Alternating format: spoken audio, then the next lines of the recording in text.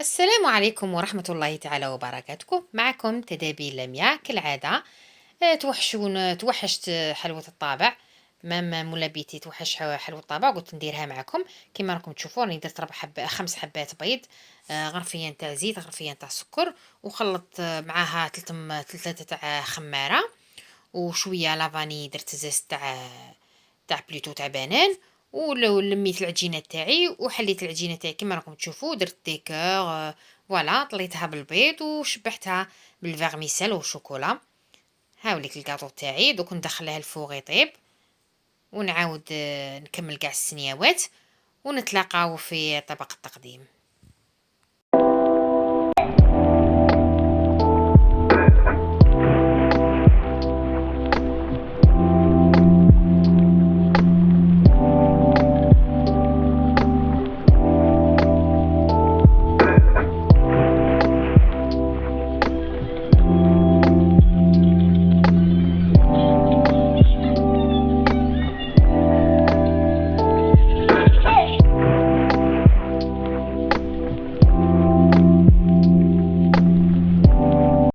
فوالا هاوليك الكاطو تاعي طاب، جا حميمر يشهي، شهيتكم في الجنة ان شاء الله.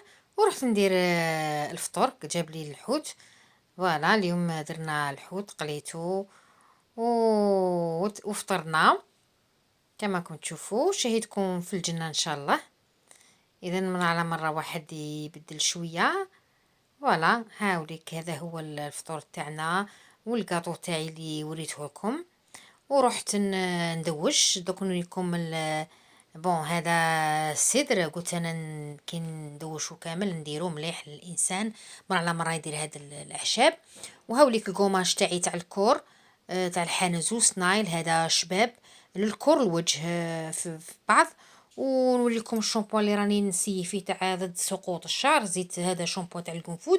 كاين هذا الشامبو وكاين الزيت نتاعو ايفيكاس، ديريه في الفروه تاع الراس تاعك، تدلكيه بيان، تدلكيه بيان في الفروه تاع الراس تاعك كما راكم تشوفوا. هاوليك الزيت والشامبو، تدلكيه شويه، تقعدي واحد 10 مينوت ولا، ومن بعد تدخلي الدوش تغسلي، وتغسلي بداك الشامبو تاعو.